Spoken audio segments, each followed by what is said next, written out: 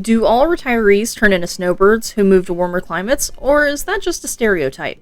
In this video, we're taking a look at the 5 states with the largest population percentage of senior citizens to see where the retirees end up living.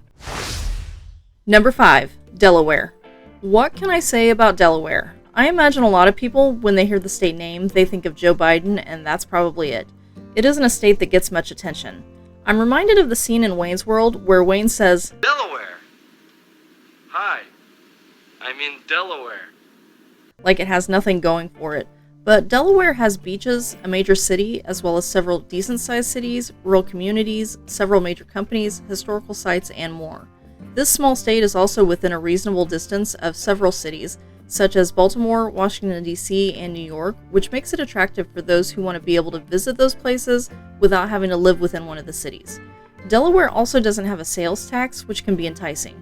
Social Security income isn't taxed in the first state, but military pensions can be taxed at a rate of between 2.2% and 6.6%, according to the news publication Kiplinger.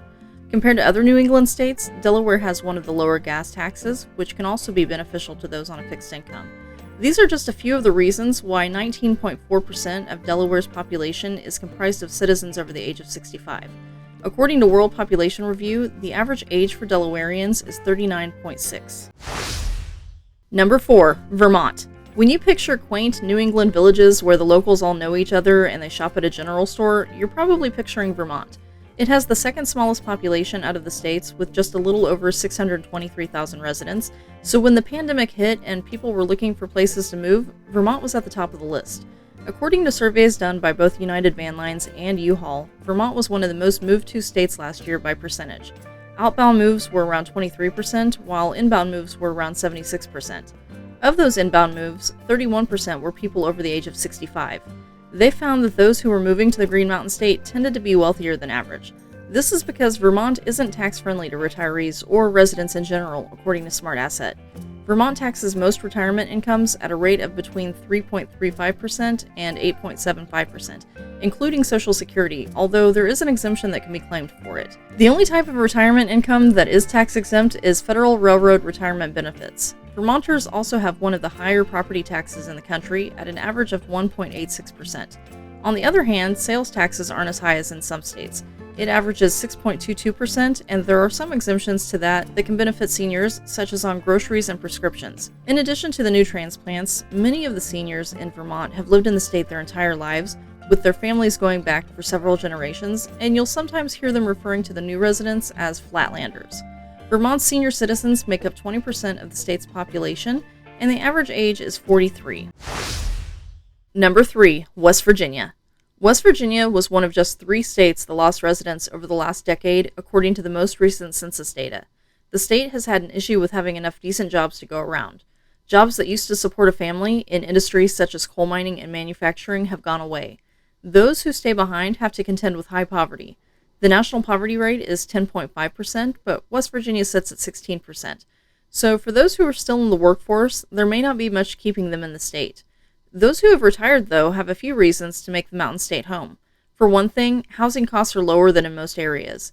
The average home in the U.S. runs around $217,500, but in West Virginia, the average is $119,600. And depending on which area is chosen, it may be significantly lower. Residents can access health care through the West Virginia University Health System, so that's also a plus for an aging population. The state has a sales tax of 6%, which is better than many other states, and property taxes average less than 1% of the assessed value on the home.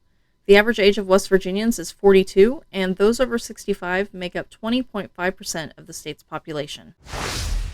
Number 2. Florida. When you think retirement, you might see beaches and palm trees in your mind because everyone thinks of snowbirds going to Florida. And that's true. Florida attracts people across all age groups, ethnicities, and income brackets. It's a melting pot that is one of the more diverse states in the nation. No matter the person's background, they should be able to find a community where they feel at home. If you're retired, there are entire retirement villages that you could choose. For those who still work, the Sunshine State draws them in because there's no income tax. Being able to keep more of your money is a huge benefit to those who make the move. They also don't tax Social Security, pensions, or retirement plans. Another reason people move to Florida is the weather. If you've spent a significant amount of your lifetime shoveling snow, the constant sunshine can be very appealing, as long as you don't mind the hurricanes that come with living near the ocean. The average age of Floridians is 42, and 20.9% of the residents are over 65. Number 1. Maine. Maine. Lobster rolls and lighthouses. That's what most people think of, but Maine is so much more.